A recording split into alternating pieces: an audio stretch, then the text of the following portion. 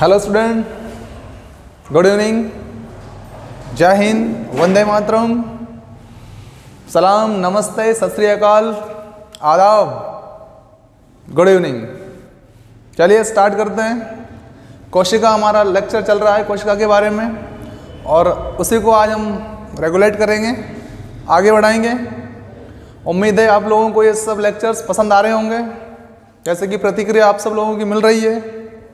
बहुत अच्छा लग रहा है आपका साथ जो मिल रहा है हमें कमेंट के माध्यम से। तो चलिए इसी साथ को और बेहतर बनाते हैं। और आज हम लोग जिस चैप्टर की बात करने जा रहे हैं, कोशिका वाला, उस कोशिका में हम लोग आज समझेंगे कि वास्तव में जीव द्रव्य क्या होता है, प्रोटोप्लाज्म क्या होता है। ओके, फिर उसके बाद कोशिका द्रव्य या साइटोप्लाज्म जिसको हम कहते हैं वो क्या होता है। फिर इसी के साथ साथ केंद्रक द्रव्य जो होता है, यानी कि तीनों प्रकार का जो द्रव्य है वो क्या है, वास्तविक पोजीशन क्या है, किससे मिलकर बना है, उसका कंपोजिशन क्या है, उसका वर्ग क्या होता है, इन पर आज हम चर्चा करेंगे। ओके, तो चलिए स्टार्ट करते हैं। सबसे पहले हम बात करेंगे जीव द्रव्य की, कि जीव द्रव्य वास्तव में क्या होता है, अर्थात प्रोटोप्लाज्म क्या होता है। ओके स्टूडेंट, तो देखिए इस प्रकार से हम एक कोशिका का निर्माण करते हैं। कोशिका होती है इस प्रकार से, ज़्यादातर कोशिकाएं कैसी होती है भाई, गोलाकार होती है। ओके, तो ये हमारा केंद्रक अंदर वाला, और ये हमारा क्या, ये हमारा कोशिका द्रव्य है, और यहाँ पे क्या है, ये केंद्रक द्रव्य है। अब हम जो बात कर रहे हैं सबसे पहले वो जीव द्रव्य की बात कर रहे हैं। ओके, कि जीव द्रव्य वास्तव में क्या है। तो जीव द्रव्य या प्रोटोप्लाज्म, प्रोटोप्लाज्म जीव द्रव्य, ये जो कोशिका झिल्ली दिखाई दे रही है आप लोगों को, कोशिका झिल्ली, इस कोशिका झिल्ली के अंदर संपूर्ण द्रव्य पदार्थ जो है आपका, चाहे वो कोशिका द्रव्य हो कि चाहे वो केंद्रक द्रव्य हो, ये संपूर्ण पदार्थ को, कोशिका झिल्ली के अंतर्गत पाए जाने वाले संपूर्ण पदार्थ को हम लोग जीव द्रव्य के नाम से जानते हैं। ओके, जीव द्रव्य या प्रोटोप्लाज्म के नाम से जानते हैं संपूर्ण पदार्थ को, कोशिका झिल्ली के अंदर पाए जाने वाले संपूर्ण पदार्थ को क्या कहते हैं, जीव द्रव्य कहते हैं। ओके, कैसा होता है, तो जीव द्रव्य एक गाढ़ा, लसलसा, रंगहीन, पारभासी, अर्ध तरल पदार्थ है। गाढ़ा, रंगहीन, पारभासी, लसलसा, अर्ध तरल पदार्थ है। इस अर्ध तरल पदार्थ को, रंगहीन पदार्थ को, गाढ़े पदार्थ को जेली के समान होता है, ये जेली नुमा होता है, जेली, ठीक है ना। तो जेली के समान जो रचना है ये, इसको क्या कहते हैं हम लोग, इसको हम लोग जीव द्रव्य कहते हैं। समझ में आ गया कैसा दिखता है ये, रंगहीन है ये, लसलसा है ये, वजन युक्त पदार्थ है ये, वजन होता है इसके अंदर, ठीक है ना। पारभासी होता है, ट्रांसलूसेंट होता है ये। ओके, तो ऐसे पदार्थ को हमने क्या नाम दिया, जीव द्रव्य नाम दिया। ओके, अब अगर मैं लिखना चाहूँ तो लिख सकता हूँ यहाँ पे कि जीव द्रव्य वास्तव में लसलसा, गाढ़ा, या कह सकते हैं जेलीनुमा, पारभासी, चिपचिपा,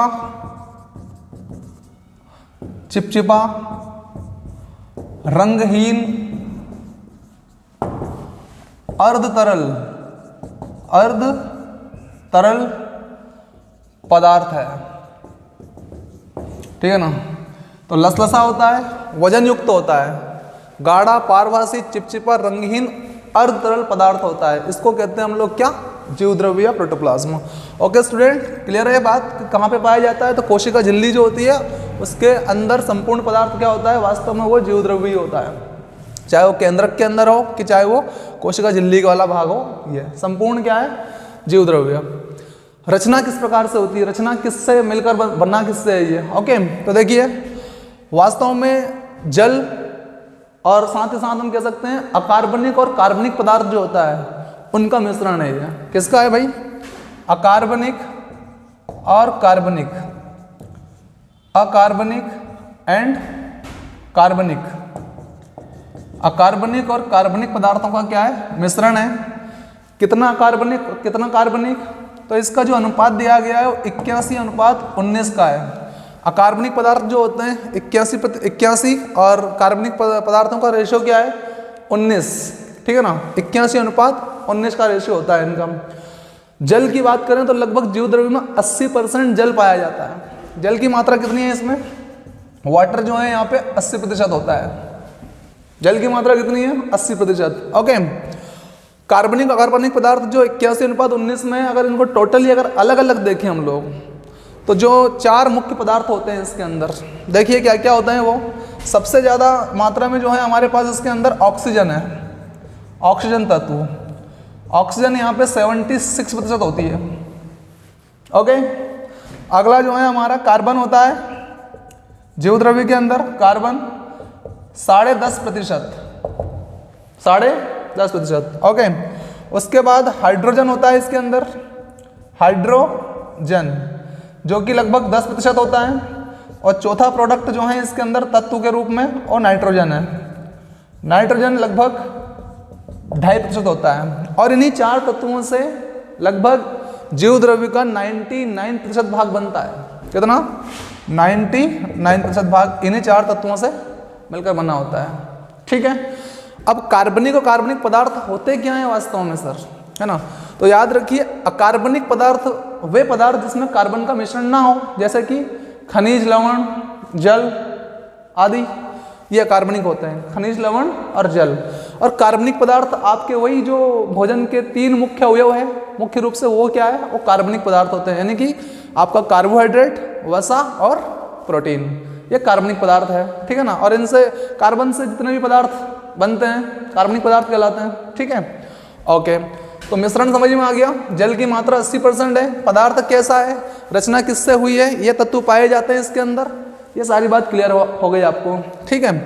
इसके बाद हम बात करें कि इसका नामकरण किसने किया, जीव द्रव्य नाम पहली बार किसने दिया, तो याद रखिए जीव द्रव्य नामकरण जो है या प्रोटोप्लाज्म जो नाम दिया वो पुरकिंज ने दिया। किसने दिया, जीव द्रव्य या प्रोटोप्लाज्म किसने कहा भी पहली बार, तो पुरकिंज ने, पुरकिंज ने दिया, इसको प्रोटोप्लाज्म नाम से पुकारा, ठीक है। उसके बाद सारकोड नाम से अध्ययन किसने किया, जीव द्रव्य का सारकोड के नाम से अध्ययन पहली बार किसने किया, पता है आपको, सारकोड के नाम से पहली बार अध्ययन किसके द्वारा किया गया, ठीक है। तो सारकोड नाम से जो अध्ययन किया गया वो डुजार्डिन द्वारा किया गया। किसके द्वारा, डुजार्डिन ने इसी जीव द्रव्य का जो अध्ययन किया वो किस नाम से किया, सारकोड नाम से किया, सारकोड के नाम से किया।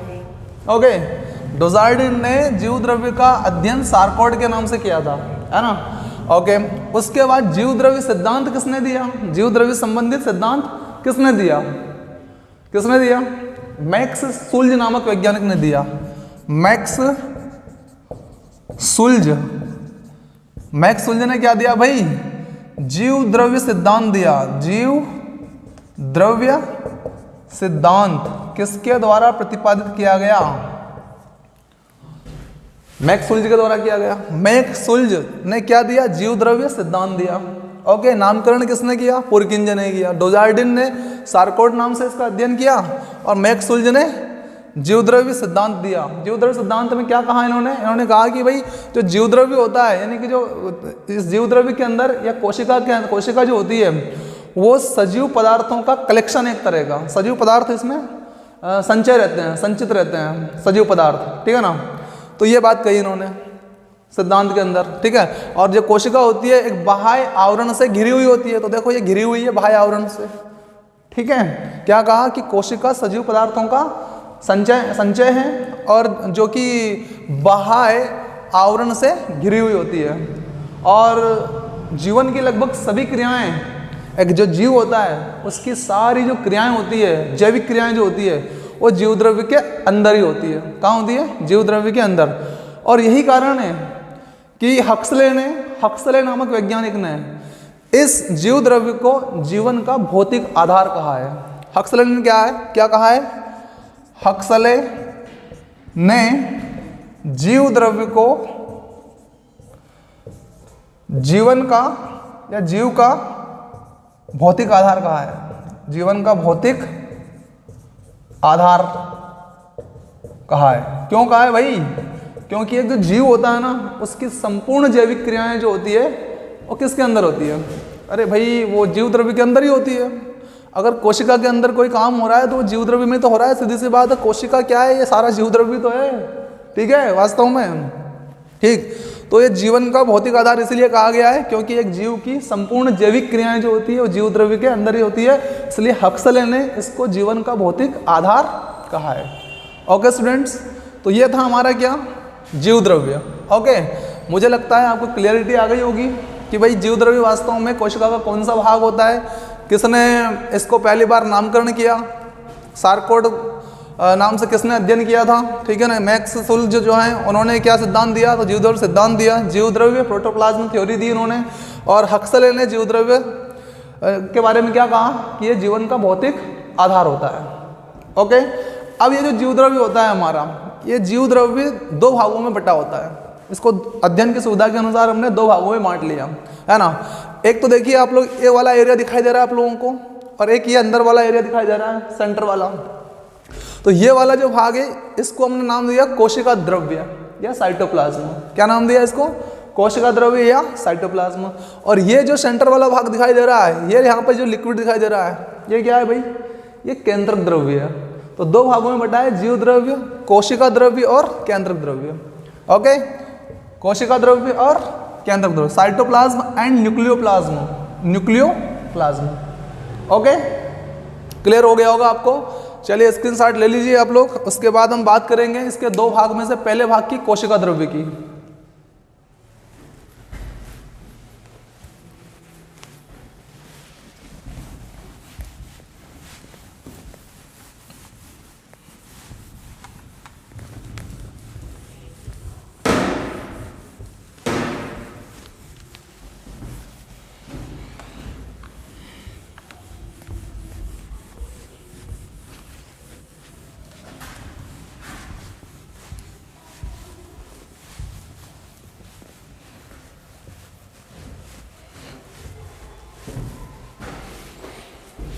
देखिए कोशिका द्रव्य, कोशिका द्रव्य या फिर साइटोप्लाज्म। ओके, तो कोशिका द्रव्य वास्तव में क्या होता है? क्लियर कीजिए कि कहाँ इसका एरिया है कोशिका द्रव्य का। क्या दिखाई दे रहा है? कोशिका झिल्ली, कल इसका स्टडी हो चुका है हमारा। तो कोशिका झिल्ली, और यहाँ पर क्या है? ये केंद्रक झिल्ली कह दीजिए आप लोग इसको, या इसको न्यूक्लियर मेम्ब्रेन कह देते हैं हम, या केंद्रक कला कह सकते हैं। ये वाली जो लेयर है इसको क्या कह सकते हैं? आप इसको केंद्रक झिल्ली कह दीजिए या केंद्रक कला कह दीजिए, या इंग्लिश में न्यूक्लियर मेम्ब्रेन कह दीजिएगा, एक ही बात है। ओके, तो जीव द्रव्य का वह भाग, क्या? जीव द्रव्य का वह भाग जो कोशिका झिल्ली या फिर कोशिका कला भी कह सकते हैं। जीव द्रव्य का वह भाग जो कोशिका कला और केंद्रक कला के बीच में पाया जाता है, उसे हम कोशिका द्रव्य कहते हैं। कोशिका झिल्ली और केंद्रक कला के बीच में पाए जाने वाले पदार्थ को क्या कहते हैं? कोशिका द्रव्य कहते हैं। ये पदार्थ भी वैसा ही होगा क्योंकि जीव द्रव्य का भाग है, तो वही लसलसा, गाढ़ा, पारभासी, है ना, रंगहीन जो द्रव है उसको क्या कहते हैं हम लोग? उसको हम लोग कोशिका द्रव्य कहते हैं। ओके, तो ये भी वही है ना, कि लसलसा, गाढ़ा, पारभासी, अर्ध तरल, ठीक है ना, रंगहीन, वजन युक्त कहते हैं आप, है ना। लसलसा, गाढ़ा, पारभासी, अर्ध तरल, रंगहीन द्रव क्या कहलाता है भाई? ये कोशिका द्रव्य कहलाता है। किसका बना है? तो वही जिससे जीव द्रव्य बना है, यानी कि अकार्बनिक और कार्बनिक पदार्थों का मिश्रण है ये भी। अकार्बनिक और कार्बनिक क्या होता है? ये पढ़ चुके हैं आप लोग। अकार्बनिक और कार्बनिक, कार्बनिक पदार्थों का क्या है? ये मिश्रण है ना। अकार्बनिक और कार्बनिक का क्या है भाई? अरे भाई मिश्रण है सर, ये दोनों चीजें। अकार्बनिक मतलब वही खनिज, लवण और जल। ओके, कार्बनिक मतलब कार्बोहाइड्रेट, वसा और प्रोटीन के जैसे तत्व इसमें पाए जाते हैं, ठीक है। तो इसका मिश्रण हो गया ये, ठीक है। तो ये हमारा कौन सा भाग हो गया भाई? अरे भाई ये कोशिका द्रव्य वाला भाग हो गया। क्लियर हो गया? एक तो हम लोगों ने लोकेशन क्लियर कर ली, दूसरी इसकी रचना किससे होती है, तो अकार्बनिक और कार्बनिक पदार्थों से इसकी रचना होती है। दूसरी बात, अगली बात करते हैं, तो इस वाले भाग में कोशिका के बहुत सारे अंग पाए जाते हैं। कोशिका के बहुत सारे अंग पाए जाते हैं। कौन कौन से अंग पाए जाते हैं सर, तो अधिकांश अंग यहीं पाए जाते हैं। जैसे माइटोकॉन्ड्रिया, आपका माइटोकॉन्ड्रिया है ना, गाल्जी काय आपका, लाइसोसोम आपका, लाइसोसोम, लवक आपका, राइबोसोम आपका, राइबोसोम, अंतःप्रद्रव्य जालिका अर्थात ईआर आपका, ठीक है, तारक काय आपका, सेंट्रोसोम, तारक काय या सेंट्रोसोम आपका, ठीक है ना, रसधानी आपकी, रसधानी, ठीक है ना। ये सारे जो अंग है आपका, गाल्जी काय हो चुका है, ठीक है ना, माइटोकॉन्ड्रिया, लाइसोसोम, हरित लवक, लवक में हरित लवक आ ही जाएगा, ठीक है, हरित लवक। ये सब चीजें कहाँ पे मिलेगी आपको, माइक्रोट्यूब्यूल्स वगैरह वगैरह, ये सब कोशिका के जो अंग है ये सब कहाँ मिलेंगे आपको, ये सब आप लोगों को कोशिका द्रव्य में मिलेंगे। कहाँ मिलेंगे, कोशिका द्रव्य में मिलेंगे। अब ध्यान देने वाली बात यह है कि इस कोशिका द्रव्य में जितने भी प्रोडक्ट आपको दिखाई दे रहे हैं, अगर ये यूकेरियोटिक कोशिका है तो इस यूकेरियोटिक कोशिका में ये सारे अंग पाए जाएंगे।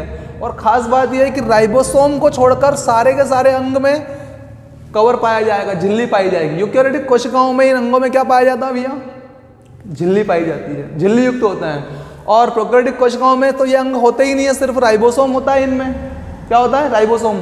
और राइबोसोम चाहे वो यूकेरियोटिक कोशिका में हो कि चाहे वो प्रोकैरियोटिक कोशिका में, दोनों में कवर रहित होता है, उसमें झिल्ली नहीं पाई जाती है। राइबोसोम पर झिल्ली नहीं पाई जाती है, ठीक है ना। तो ये झिल्ली विहीन ऑर्गन्स है एक तरह का, राइबोसोम, ओके, राइबोसोम। तो यूकेरियोटिक कोशिकाओं में ये झिल्ली युक्त होते हैं कोशिका अंग, और प्रोकैरियोटिक कोशिकाओं में जो अंग होते हैं वास्तव में उनके ऊपर झिल्ली नहीं पाई जाती है। ओके स्टूडेंट्स, चलिए आगे बात करते हैं। अब ये कौन कौन से अंग पाए जाते हैं और इन प्रत्येक अंगों में, इन प्रत्येक अंगों का अलग अलग कार्य होता है, सबके अलग अलग कार्य है। अब धीरे धीरे हम दो तीन तीन करके इन सब अंगों को समझ रहे हैं। भाई आज हम लोग कोशिका द्रव्य पढ़ रहे हैं, कि जीव द्रव्य पढ़ रहे हैं, केंद्रक द्रव्य पढ़ेंगे। अगली क्लासों में आप लोग इसी तरह से किसी दिन माइटोकॉन्ड्रिया को, किसी दिन गाल्जी काय को, ऐसे करके हम दो दो तीन तीन अंगों को व्यवस्थित विधिवत तरीके से पढ़ने जा रहे हैं। ओके, तो इतना क्लियर हो गया भाई। और इन सब अंगों का क्या बताया मैंने, सबका अलग अलग कार्य होगा जो हम अगली क्लासों में समझेंगे सारे कार्यों को। क्लियर है। कोशिका द्रव्य कहाँ पे है, कोशिका द्रव्य का कार्य क्या है सर, है ना। तो याद रखिए कोशिका द्रव्य क्या कार्य करता है कि हमारा जो कोशिका होती है उस कोशिका को नमी प्रदान करने का काम करता है। ये जितने भी अंग है इनको क्या देता है, नमी, ह्यूमिडिटी देता है। ये नमी या ह्यूमिडिटी देने का काम करता है। दूसरा, जो समान कोशिकाएं होती है, जो एक समान कोशिकाएं होती है, उन एक समान कोशिकाओं में न्यूट्रिएंट्स जो होते हैं उनको सप्लाई करने का काम भी ये करता है। कौन, कोशिका द्रव्य, साइटोप्लाज्म। समान कोशिकाओं में पोषक तत्वों का संचार करता है। समान कोशिकाओं में पोषक तत्वों का संचार करेगा भैया, जहाँ जिसको जरूरत होगी। भाई इसमें सारे अकार्बनिक और कार्बनिक पोषक तत्व है कि नहीं, इसमें है। तो ये कहिए ऐसा कैसे, ये घूमता फिरता रहता है ऐसा, जिसको जो चाहिए होता है वो ले लेता है। ठीक है, तो समान कोशिकाओं में पोषक तत्वों का संचार करना, नमी देना कोशिका को और कोशिका के अंगों को, ये इसका काम है। दूसरा एक और प्रश्न यहाँ से जो बनेगा आपका कि बताइए जो अवायवीय श्वसन होता है, अवायवीय श्वसन यानी कि एनारोबिक रेस्पिरेशन जो होता है वो कोशिका के कौन से भाग में होता है, तो याद रखिए ये साइटोप्लाज्म वाले भाग में ही होता है। अवायवीय श्वसन कहाँ पे होता है, इस वाले भाग में होता है। अवायवीय श्वसन कहाँ होता है भाई, ये अवायवीय श्वसन भी इस वाले भाग में ही होता है। हम लोग जब श्वसन तंत्र पढ़ेंगे तो उसमें आपको वायवीय श्वसन क्या होता है और अवायवीय श्वसन क्या होता है, एरोबिक रेस्पिरेशन क्या है, एनारोबिक रेस्पिरेशन क्या है, उन पर चर्चा करेंगे विधिवत रूप से, विस्तार से, है ना। तो आपसे पूछे भाई कि अवायवीय श्वसन कहाँ पे होता है, तो क्या बताओगे भाई, अवायवीय श्वसन सर साइटोप्लाज्म में होता है। और यहाँ पे आपका कितने एटीपी ऊर्जा मुक्त होती है, 2 एटीपी, है ना। एटीपी के रूप में 2 एटीपी ऊर्जा मुक्त होती है, ठीक है ना। 2 एटीपी मुक्त होती है यहाँ पे। एटीपी आगे इसको भी पढ़ेंगे। एडिनोसिन ट्राइफॉस्फेट, एडिनोसिन ट्राइफॉस्फेट जो कि ऊर्जा का एक रूप होता है, ठीक है ना। तो 2 ATP ऊर्जा मुक्त होती है यहाँ पे, ठीक है ना, अवायवीय श्वसन के दौरान, ठीक है। तो क्लियर हो गया, काम भी समझ में आ गया, रचना भी समझ में आ गई, लोकेशन भी समझ में आ गई, सारी बातें एकदम से सर क्लियर हो गई लगभग। ओके, चलिए आगे बढ़ते हैं और आगे हम लोग क्या देखेंगे, आगे हम देखेंगे केंद्रक द्रव्य कि सर केंद्रक द्रव्य क्या है। भाई तीनों प्रकार के द्रव्य को ही समझना है इस वीडियो में आपको। ओके, तो चलिए ये केंद्रक द्रव्य दिखाई दे रहा है आप लोगों को, ठीक है। इसको मैं एक अलग चित्र में आपको यहाँ दिखा देता हूँ केंद्रक द्रव्य को कि भैया ये केंद्रक है और यहाँ पे क्या है इसका, ये द्रव्य, केंद्रक द्रव्य। अगर मैं परिभाषा की बात करूँ भाई केंद्रक द्रव्य की, क्या करूँगा परिभाषा, केंद्रक कला दिखाई दे रही है आप लोगों को। ओके, तो ये जो केंद्रक कला है सर, या न्यूक्लियर मेम्ब्रेन जो होता है, इसके अंदर पाए जाने वाला लसलसा, गाढ़ा, चिपचिपा, रंगहीन अर्धतरल जो पदार्थ होता है उसको हम लोग क्या कहते हैं, उसको हम केंद्रक द्रव्य कहते हैं। ये भी वही अकार्बनिक और कार्बनिक पदार्थों का मिश्रण है। ओके, तो ये केंद्रक द्रव्य होता है। एक बार और समझिए, ये वाला भाग क्या है, केंद्रक कला है या केंद्रक आवरण है या न्यूक्लियर मेम्ब्रेन है। ओके, तो इस न्यूक्लियर मेम्ब्रेन के अंदर पाया जाने वाला गाढ़ा, पारभासी, तरल, अर्धतरल, रंगहीन पदार्थ जो है उसको हम लोग क्या कहते हैं, उसको हम केंद्रक द्रव्य कहते हैं। क्या कहते हैं, केंद्रक द्रव्य कहते हैं। उसको हम न्यूक्लियोप्लाज्म कहते हैं। क्या कहते हैं, न्यूक्लियोप्लाज्म कहते हैं। ओके, अब ये केंद्रक द्रव्य जो है हमारा, इसमें क्या क्या पाया जाता है, रचना तो समझ में आ गई, वही अकार्बनिक और कार्बनिक पदार्थों का क्या है यहाँ पे भाई, मिश्रण है यहाँ पे, ठीक है। उसके बाद में क्या क्या पाया जाता है इसके अंदर, है ना। और याद रखिए ये स्पेशली यूकेरियोटिक कोशिका में ये जो आप स्पष्ट केंद्रक जो दिखाई दे रहा है आप लोगों को, ये कवर, डबल कवर होता है इसके ऊपर। कितना होता है, डबल कवर होता है इस प्रकार से, ठीक है।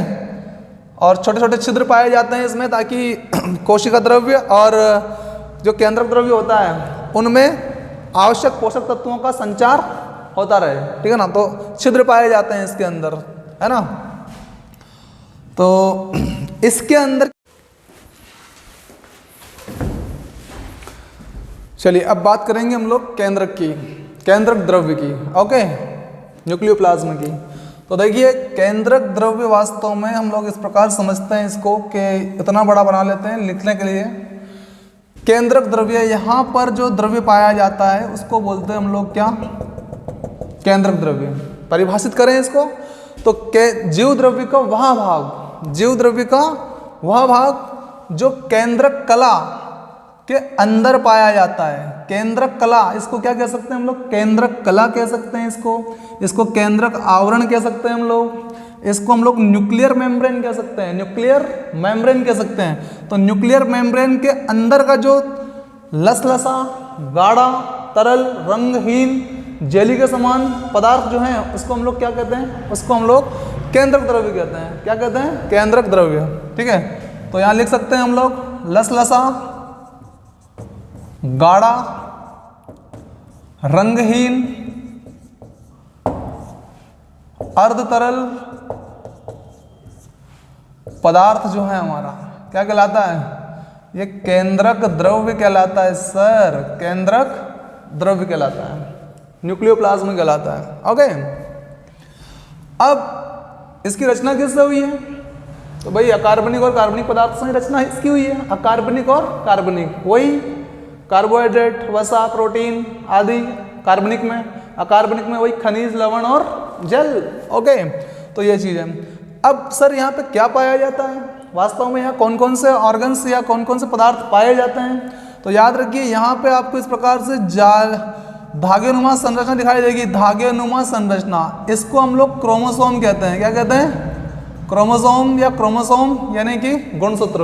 ओके, फिर यहाँ पे मोतियों के समान संरचना देखने को मिलेगी आपको, मोती के समान। कैसी, मोती के समान। इसको हम लोग डीएनए कहते हैं। क्या कहते हैं, यानी कि डीएनए भी इसमें पाया जाता है। ओके, फिर डीएनए पाया जाता है, इसका मतलब ये है कि आरएनए भी पाया जाता है सर, क्योंकि डीएनए से आरएनए तो बनेगा।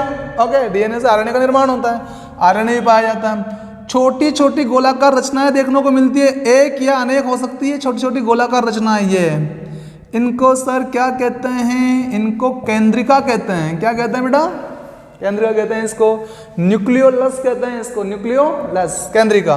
ओके, तो ये छोटी छोटी गोलाकार रचनाएं होती है जिन्हें हम केंद्रिका के नाम से जानते हैं, तो ये भी इसमें पाई जाती है।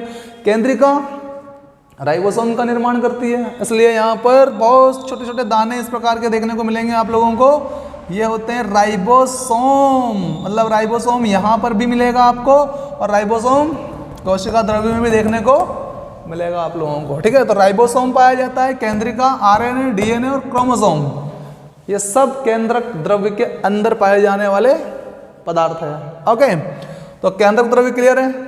अब केंद्रक द्रव्य कार्य क्या करेगा, तो वही काम करेगा भाई, ये जो न्यूट्रिएंट्स होते हैं इन न्यूट्रिएंट्स को अलग अलग जगहों पे पहुंचाने का काम करेगा। ठीक है ना, संचार का काम ये भी करेगा। दूसरा, अंदर ही अंदर क्या बनाए रखेगा, नमी बना कर रखेगा। केंद्रक द्रव्य क्या करेगा, केंद्रक के अंदर जितने भी मटेरियल है इसके अंदर, उनमें क्या देगा, वो नमी बनाने का काम भी करेगा। ठीक है, तो ये हो गया हमारा केंद्रक द्रव्य। केंद्रक द्रव्य वास्तव में केंद्रक कला के अंदर पाया जाने वाला जीव द्रव्य का वह भाग है जो लसलसा है, गाढ़ा है, रंगहीन है, अरतरल है, उसको हम लोगों ने क्या कहा, उसको हम लोगों ने केंद्रक द्रव्य कहा है। ओके, इसके अंदर क्रोमोसोम, डीएनए, आरएनए, केंद्रिका और राइबोसोम आदि तत्व पाए जाते हैं। ओके, तो ये सारी कहानी है किसकी, यह है केंद्रक द्रव्य की, न्यूक्लियोप्लाज्म की। ओके, उम्मीद है समझ में आ गया होगा आप लोगों को केंद्रक द्रव्य। आज हम लोगों ने जीव द्रव्य, कोशिका द्रव्य यानी कि प्रोटोप्लाज्म, साइटोप्लाज्म और न्यूक्लियोप्लाज्म का अध्ययन किया है। ओके स्टूडेंट्स, तो चलिए आज के लिए इतना ही, अगली क्लास में मिलते हैं कल। तो गुड नाइट, शब्बा खैर, मिलते हैं कल।